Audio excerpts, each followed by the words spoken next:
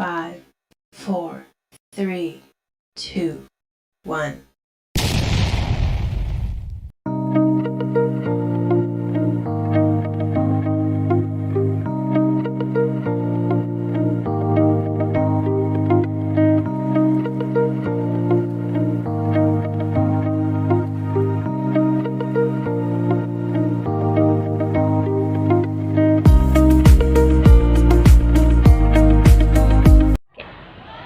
Halo, perkenalkan saya Nelta Tambayala, guru SMA Saverius Ambon. Saya akan mengajar pada kelas 12 fase F+ matematika tingkat lanjut. Di sini saya akan melaksanakan praktek pembelajaran inovatif dengan model pembelajaran yaitu model pendekatan berbasis masalah atau problem based learning.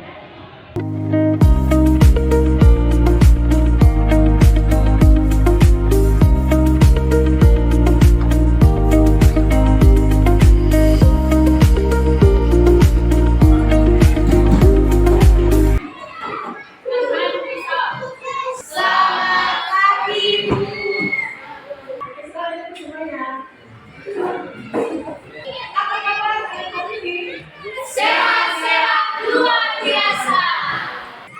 Sebelum dimulai pembelajaran, aku ambil absensi dulu.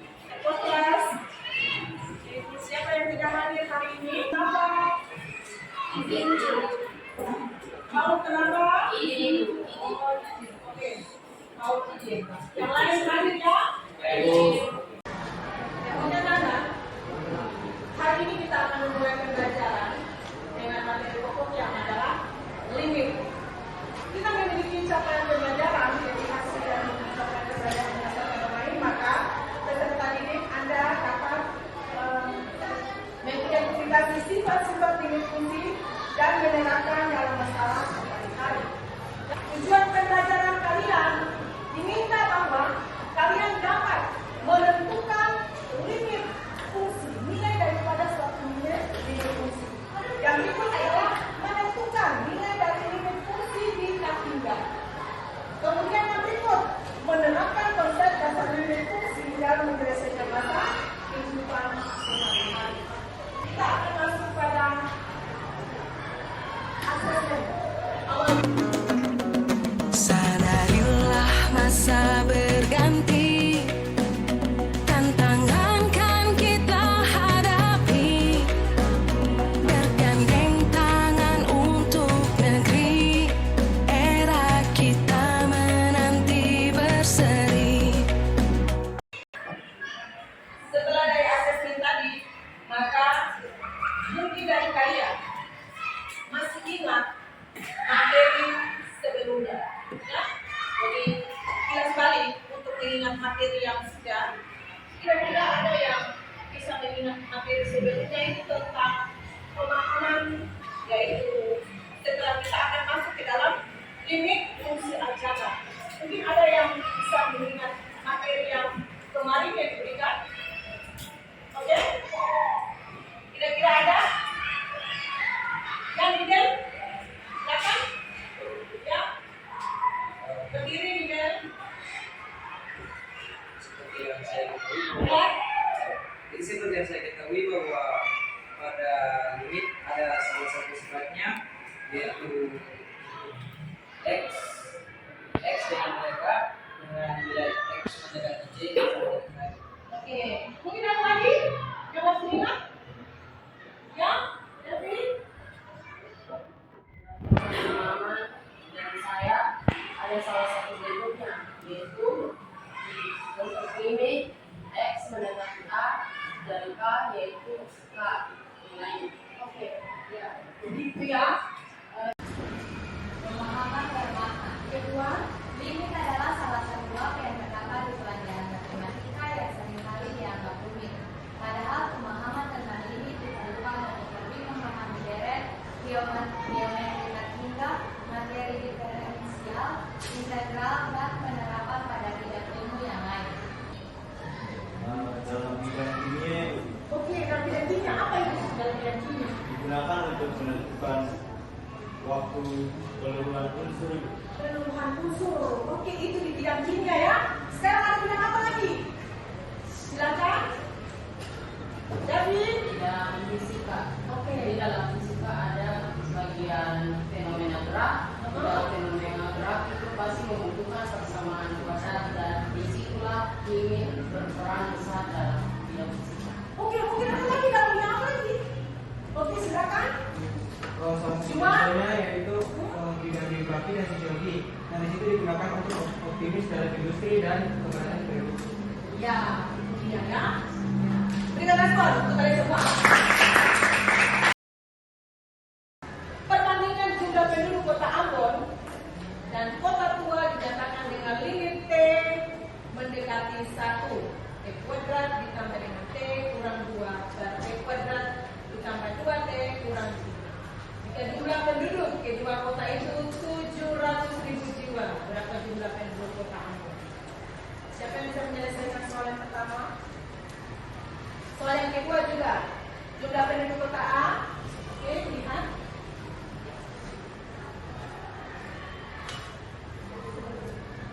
Diberikan kesempatan buat kalian, yakni 3 menit, yakni masing-masing 2 menit. Jadi yang diketahui di sini ada limit T mendekati 1, T kuadrat tambah T kurang 2 per T kuadrat tambah 2T kurang 3. Di sini kalau kita langsung substitusi nilai satunya, itu nanti hasilnya akan sama dengan 0 per 0. Sehingga metode yang harus kita gunakan yaitu metode pemfaktoran, yaitu yang pertama kita faktorkan dia punya bagian penyebut dengan berbilangnya. Jadi T kuadrat tambah T kurang 2 difaktorkan menjadi T kurang 1 dikali T tambah 2 per T kuadrat tambah 2T kurang 3 difaktorkan menjadi T kurang 1 kali T tambah 3. Di sini ada yang sama yaitu T kurang 1, jadi dicoret saja. Sehingga hasilnya limit T mendekati 1, T tambah 2 per T tambah 3. Kemudian tinggal substitusi nilai satunya saja. Jadinya 1 tambah 2 per 1 tambah 3 sama dengan 3 per 4. Ini adalah perbandingan jumlah penduduk kota Ambon dan kota tua.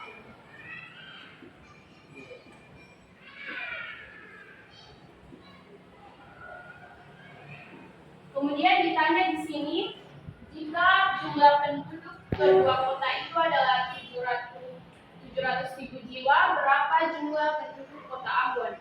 Caranya itu di sini kota Ambon itu nilainya 3, jadi 3 per 3 tambah 4, 7 dikali dengan jumlah kedua kota, jadi 700.000.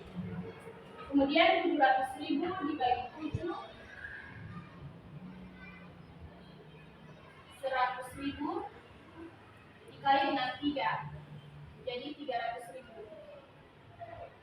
Sehingga didapatkan jumlah penduduk kota Ambon yaitu 300.000 jiwa. Sekarang kalian akan mengerjakan tugas lewat LKPD. Maka kelompok yang sudah ibu bagikan, yang sudah ada, yang sudah pernah terbentuk, silakan ke kelompok masing-masing. Jadi ada berapa kelompok? Oke, 3.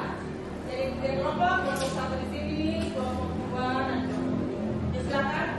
Kita belajar Pancasila, kita bernafas dalam sila-sila.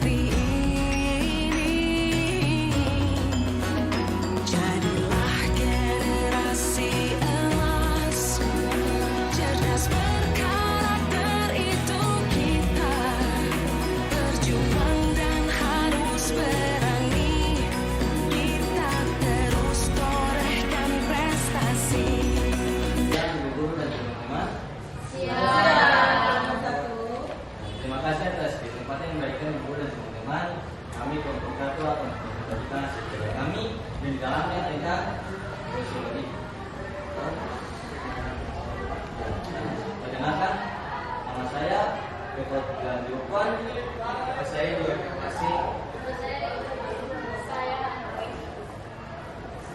Jadi kita langsung saja masuk ke soalnya, yaitu salah satu kota di Indonesia akan melakukan vaksinasi untuk menekan jumlah kasus positif COVID-19. Target vaksinasi adalah penduduk dengan umur di atas 18 tahun karena belum ada vaksin untuk umur di bawahnya dan hanya bisa dilakukan pada penduduk yang belum pernah terpapar COVID-19. Jadi bisa dilihat di sini untuk menentukan penduduk yang akan divaksinasi, yaitu dari 30% dari jumlah penduduk 576.260, jadi diambil 172.810 orang dari jumlah penduduk. Lalu bagaimana menentukan dari 30% jumlah penduduk yang akan divaksinasi?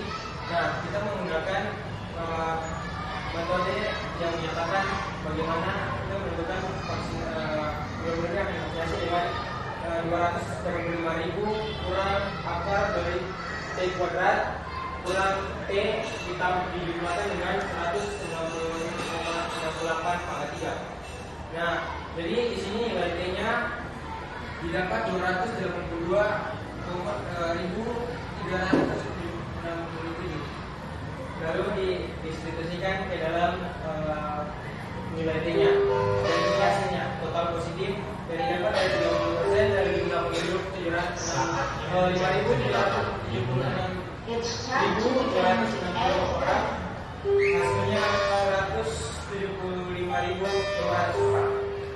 Demikian presentasi kami. Apakah ada pertanyaan atau saran dari guru? Dari kelompok 2? Ya, ada saran atau tidak dari kelompok 2 atau kelompok 3, tetapi dari kelompok 1. Mungkin ada? Silakan. Tidak ada. Jelas ya? Ya, kelompok 2? Ya, tidak ada. Jelas.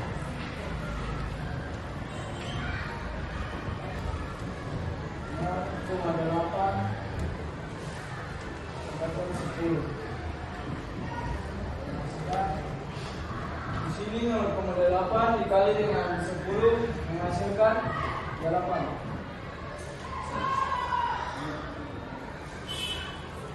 Jadi 10 kuadrat hasilnya 100. Selanjutnya kita kalikan 0,16 dengan 100 sehingga menghasilkan 16. 16 ditambah 8 hasilnya 24 mm.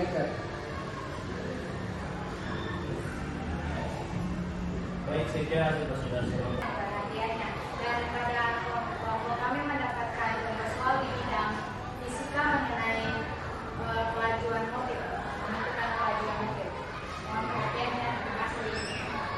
Jadi pada kelompok kami mendapatkan soal tentang sebuah mobil bergerak dengan kelajuan tertentu sehingga jarak yang ditempuh dalam mobil tertentu dirumuskan dengan fungsi SD sama dengan 1/4 dikalikan dengan D kuadrat ditambah dengan 2T dan satuannya dalam meter.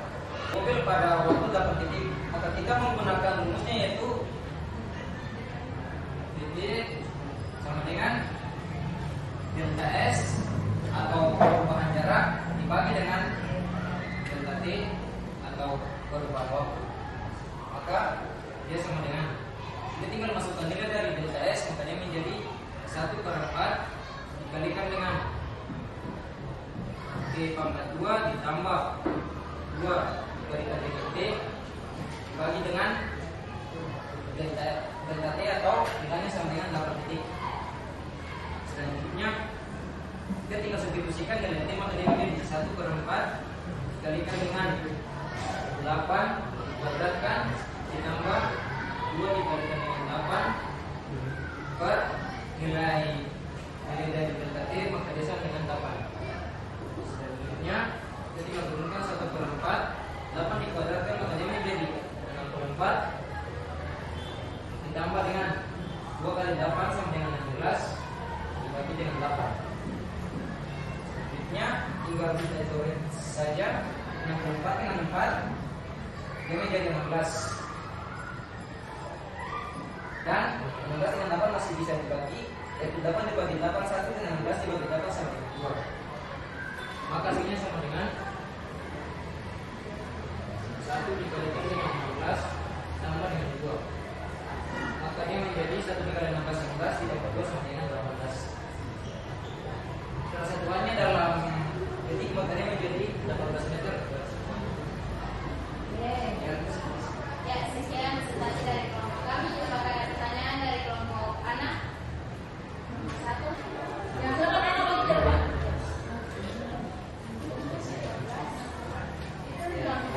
Jangan anak maju ke depan.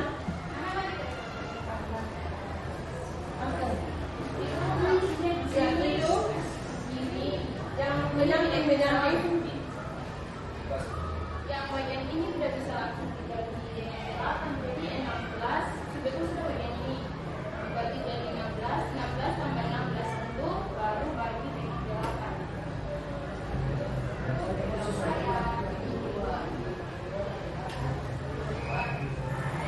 Beda.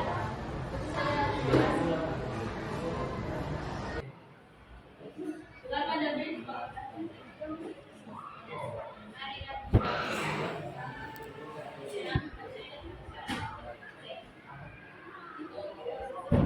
David keluar dari situ. Ya.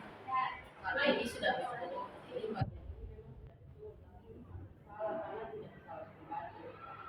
karena biarpun memang tidak ditaruh dalam kurung, tapi kalau bentuknya atau formnya begini itu sama saja dengan ini, sama saja dengan dalam kurung seperti ini. Dalam kurung 1/4 lagi 4 habis itu 16 hasilnya 16 bagi 8, jadi hasilnya nanti 35 ya.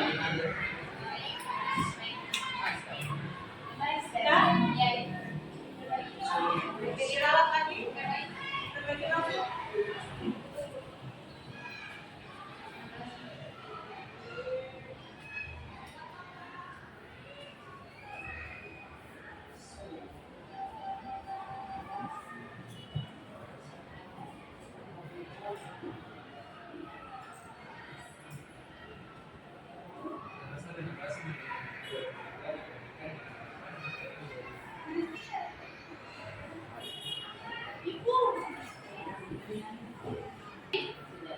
Ya, sekian dari kelompok kami. Terima kasih. Kesimpulan dari konsep materi awal, dan siapa yang bisa tarik kesimpulan? Bisa? David, bekerja. Jadi selama pembelajaran kali ini mengenai aljabar dan fungsi, khususnya di unit fungsi aljabar sudah dijelaskan oleh baik dari guru maupun teman bahwa unit fungsi itu punya banyak jenis. Terus salah satu berbagai bentuk tersebut bisa diaplikasikan dalam berbagai bidang, untuk misalnya menghitung data kependudukan di bidang sosiologi, kemudian untuk bidang geografi untuk keperluan data lahan atau wilayah, maupun di bidang kimia untuk menghitung proses yang terjadi yang membutuhkan limit sebagai pendamping dalam mencari nilai-nilai tersebut. Lalu mungkin bidang fisika, untuk bidang fisika sendiri seperti fenomena gerak itu juga membutuhkan yang namanya nilai. Jadi yang kesimpulan dari saya. Oke, mungkin ada lagi yang lain selain David? Ya, kita tarik kesimpulan sesuai dengan tujuan pembelajaran yang ada. Silakan. Juan. Saya dengan adanya pembelajaran tentang unit fungsi ini, yaitu yakni yang sendiri mencari batasan nilai yang menuju suatu batasan tertentu. Dan batasan tertentu itu ketika nilainya menuju suatu batasan namun tidak tercapai. Ya, dari pembelajaran ini saya tarik kesimpulan bahwa dengan adanya pembelajaran ini saya bisa memecahkan masalah-masalah yang akan ada dalam kehidupan kita sehari-hari. Contohnya yang tadi sudah dijelaskan, yaitu masalah-masalah sosiologi sosial, tenaga kependudukan, kesehatan, fisika, gitu ya tadi tentang mengukur kelajuan suatu kecepatan mobil dan lain-lain. Jadi menurut saya pembelajaran tentang industri ini sangat berguna bagi kehidupan kita sehari-hari. Oke, mungkin ada lagi yang bisa saya kesimpulan?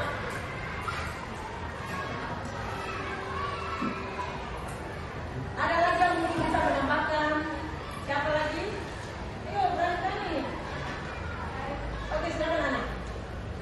Ya, dari pembelajaran hari ini kesimpulan yang saya ambil itu ada bagaimana cara kita bisa menentukan nilai fungsi aljabar. Yang pertama, jika variabelnya itu mendekati nilai tertentu, yang pertama kita bisa menggunakan metode substitusi. Namun jika metode substitusi yang kita gunakan hasilnya itu 0/0, kita bisa menggunakan metode lainnya yaitu metode pemfaktoran, merasionalkan menyebut ataupun merasionalkan penghilang. Selanjutnya, jika variabelnya itu mendekati nilai tak hingga, metode yang kita bisa pakai yaitu membagi dengan pangkat tertinggi atau metode mengalihkan dengan faktor lawan. Oke, berikan respon dari kita. Sudah, karena kalian sudah bisa menyelesaikan banyak kelompok, kemudian kalian sudah bisa menarik kesimpulan, maka silakan buka catatan kalian. Ada sedikit rangkuman yang harus kalian masukkan di dalam catatan. Melakukan post test sebagai umpan balik.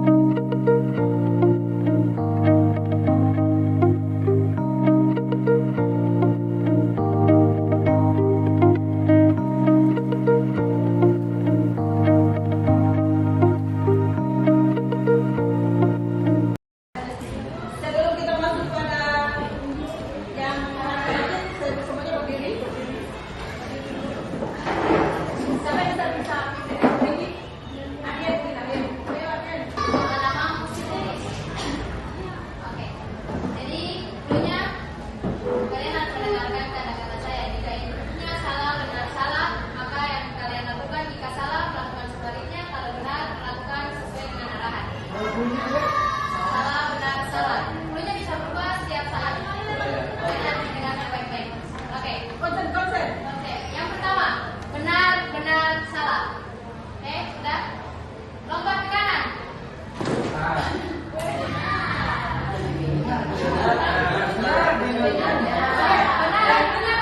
Berarti mesti lompat ke kanan. Oke. Sekali lagi. Lompat ke kiri. Lompat ke kanan. Kalian baca. Negatif bertadidik dan guru negatif peserta didik. Yang pertama, apakah kalian memahami langkah-langkah menyelesaikan limit fungsi aljabar? Jawaban saya iya. Iya. Sepol. Apakah kalian dapat menyelesaikan limit fungsi aljabar dengan cara substitusi? Jawaban saya ya. Ribut. Ya.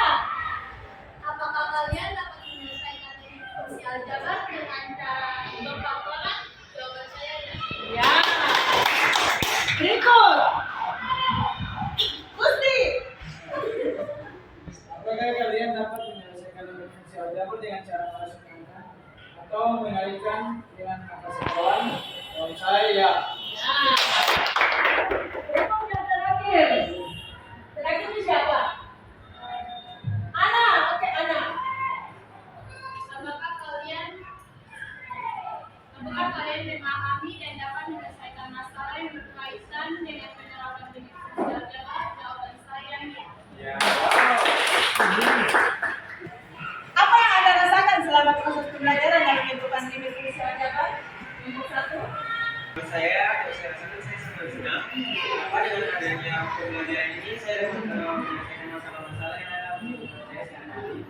Yang berikut, apa yang akan Anda lakukan jika mengalami kesulitan dalam menentukan limit fungsi aljabar? Silakan, kelompok 3.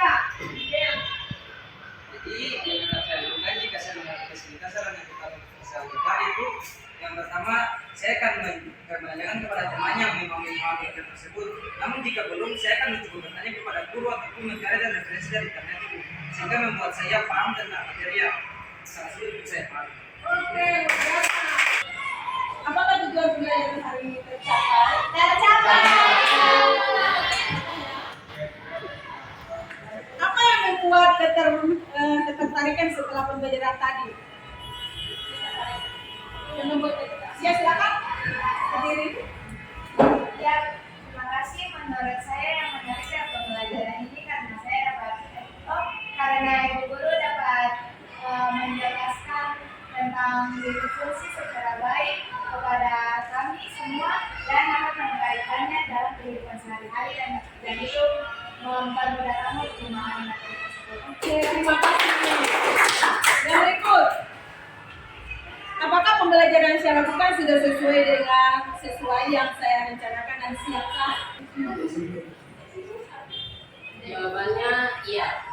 Menurut saya karena pembelajaran dari ibu guru sudah menggunakan metode yang update dengan memperhatikan asesmen sebagai salah satu bagian dari kurikulum Merdeka, sehingga metode pembelajaran ini diarah ke apa sudah mencapai kemudahan yang diharapkan. Oke, terima kasih. Silakan kalau siswa, siswa halaman belakang tulis. Anda boleh pakai di dalam kolom itu nanti dikumpulkan pada minggu depan. Oke? Hari ini pembelajaran kalian sangat luar biasa dari awal sampai akhir. Apa namanya? Masih semangat? Semangat! Luar biasa. Untuk mengakhiri pembelajaran ini, bahwa simulasi lagi minggu depan kita akan masuk pada materi yang berikut masih tetap dalam limit, tetapi limit fungsi trigonometri. Sudah, kita akan ketemu lagi di minggu depan. Untuk itu silakan kalian semua berdiri. Saya juga untuk kita dengan doa. Dalam nama Bapa dan Putra dan Roh Kudus. Ya Tuhan yang Maha Baik, dan seluruh kalimat hadiratmu sampai sekarang kami sudah selesai belajar. Semoga apa yang sudah kami pelajari tadi dalam Tuhan dan boleh kita sampaikan kepadamu dengan pengajaran Kristus Tuhan kami. Dalam nama Bapa dan Putra dan Roh Kudus. Oke, selamat